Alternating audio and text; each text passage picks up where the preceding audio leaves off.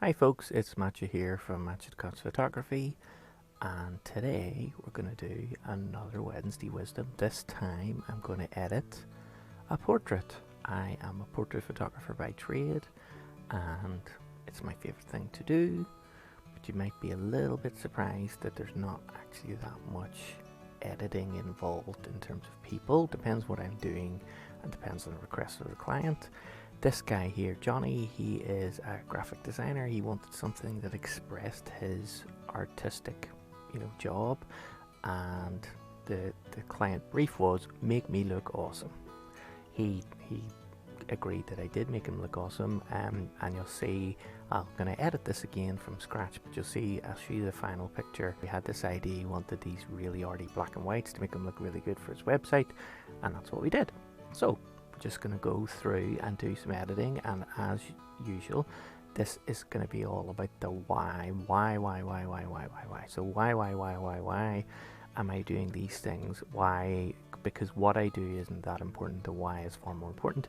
The why is important for me. What I think is important is fine because that's what I want. Me and him wanted the same thing. You might do something different in your work. As long as you know your why, then that's okay too, as long as you can justify it. So first up, we're going to duplicate it.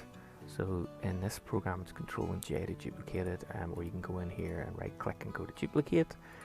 And basically I'm duplicating it so that I can do all sorts of crazy stuff to it, and then we can do it before and after. So first up, just to see and explain a little bit about this, portrait photography is all about sculpting the light. So I have a really nice light here. We wanted really dramatic light for this dramatic black and white, and I actually have, amazingly, this is a fake floor and a fake skirting board and a fake wall. So we're gonna Photoshop these out. We're supposed to do this first. I'm going to use this wee in-painting brush. I'm going to see, this is going to be cropped in a little bit, so I'm not too worried about this, but I'm going to just see if it can magic zap. Yeah, that'll do. Magic zap that away, because those orange, your eyes would be drawn to those orange things immediately. I'm going to undo that and do it again. Slightly better. There we go. I'm going to crop this anyway, so it doesn't matter. This though, this has to go, because I want this to be a nice crop here. So I'm going to have to get rid of this. I'm going to try and just sort of paint it over.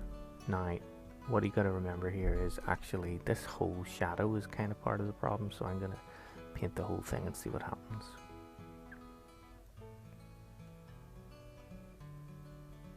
Yeah, see the shadow up here is causing some issues. So let's try that again. Just do it in stages. It sometimes goes better if you do it in stages. So.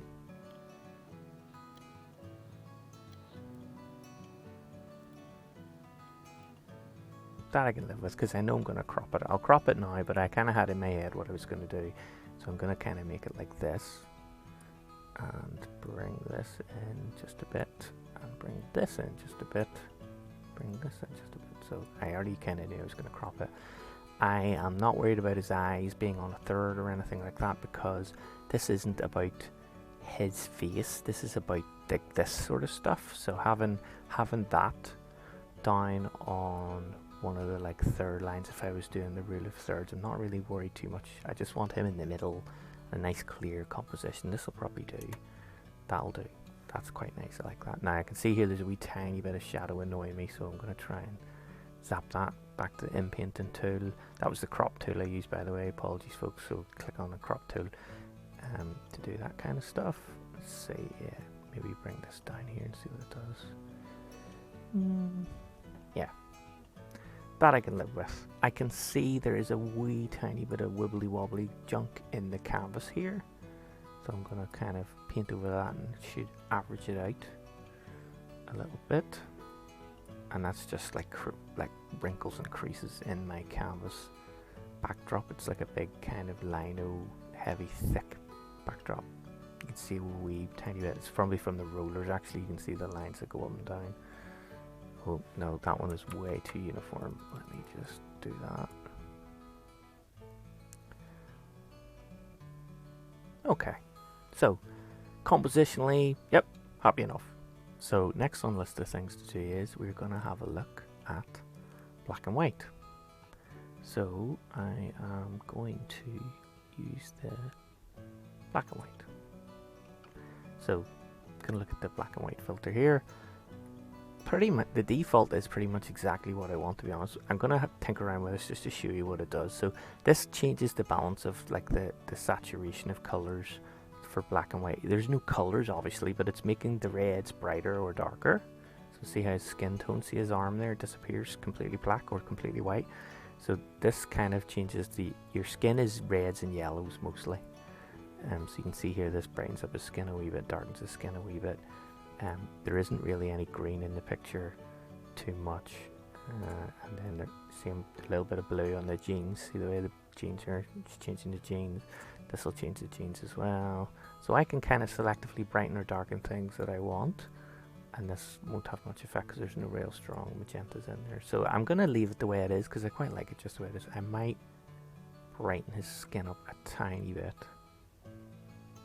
Yeah, just a tiny bit. And that's kind of it.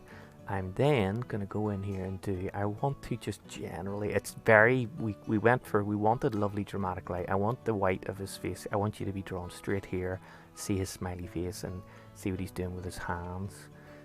But I need to balance that a little bit, so I'm going to take my levels here and I'm going to mess about with this. So this is basically your black level is what's black. So everything below that just disappears to black, and then your white level is what's white, and everything above that goes overexposed. So you have to be really careful with these. I do not want to touch the white one at all. I think part of me wants to have some really crunchy deep blacks like the back of his head here. I want that to be really deep black. So I'm pulling it to this first peak, and that'll be like where a lot of this is. So this is now black. Output then is whatever it's basically what it's pushing out. So if you raise the output black level, everything that was black in the thing goes to grey and eventually white. And if you reduce the output white level, everything that was white goes grey eventually to black. So you can have, you're kind of playing around with the dynamic range, if you like, of your picture. I don't tend to mess with these too much. If I, muck about with this, it's going to change my black here and my white here. But what you can do is, and this is another one I like, is shadows and highlights. And this is basically where this is going for like the mid-tones. So I still have that dark around his legs, see that? But it is pushing up kind of the mid-tones. So I'm going to push these up a little bit, just a tiny bit, say like 20% maybe, something like that. And the highlights then is like on his face. If I do this, it'll go crazy. I'm going to probably just bring it down a tiny wee bit. Let's say 20% as well. There we go. So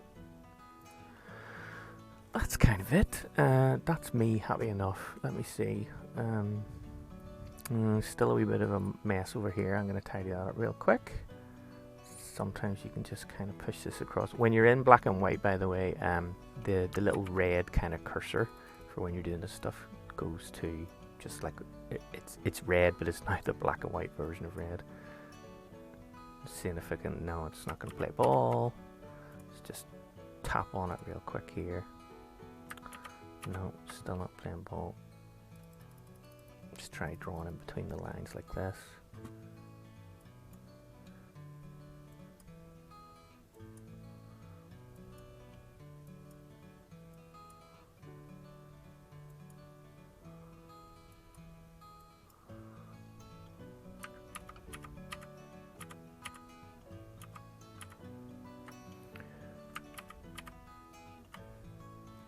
Maybe I'll just crop it in a tiny wee bit more. Just put on this side too.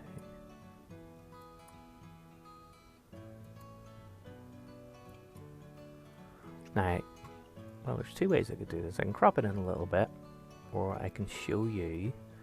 Yes, we'll do this a different way just to show you. So I'm gonna group all these together down here, and I'm gonna make them into one layer. So this is like all this work so far is like saved in one new layer, and then I'm going to actually like chop a bit out. So if I grab a little bit of this here and basically just like copy and paste, so I'm doing Control and C and Control and V to copy and paste, I have made an extra wee layer here, and I'm just gonna move it over here. I'm gonna use the keyboard keys. There we go. So something like that, and then Control and D to deselect that. So I've just cheated basically. See that? Tiny wee bit. There's a wee line in between. I'll maybe fix that, but other than that, actually, do you know what it is? It needs to go up a bit. That's probably what it is. Yeah, something like that.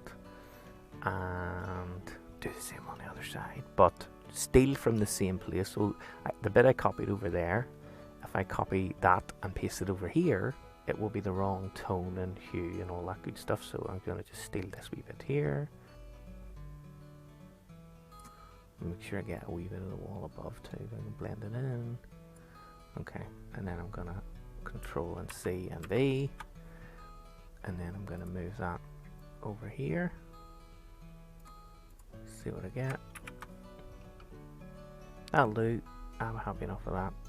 And I'm going to merge all this stuff together, and then I'm going to give it a wee bit of a... So this is all kind of junk at this point. So we will do a bit of this, get rid of that, there we go. Right, and now I'm going to use the wee in-painting tool just to fix these wee sort of digital artifacts you get from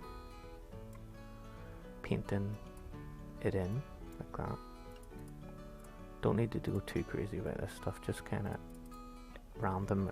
This is really pedantic, like, because this is right on the edge of the screen.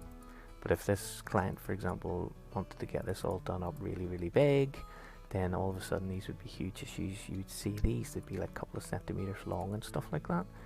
So you got to think about that when you're doing this kind of work. Okay, and then going back to full screen view. There.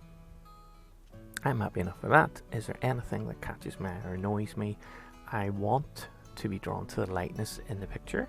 So when I look at it, his shoe is white, but it isn't as bright as his hand, his face, and his shirt here. So you've got like a wee kind of C shape here going on, where the light, the brightness, starting from here, you can kind of see this is the brightest part of the picture. This is where all the action is. This is what I want you to be looking at. I do not want you... There's something that... This is just a little tiny bit pedantic on my point as well, but I'm going to take out the branding on this pen.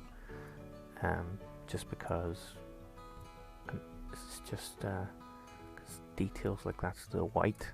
This is the kind of thing that if you were looking at it full scale, it will show up. I might be able to just, if it's blurred out, like that.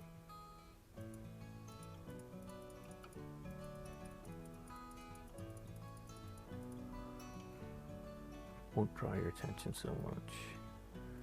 There. The watch face, is that drawing attention? No, not really. Okay, any weird clothes, artifacty stuff? Nope, everything's looking good.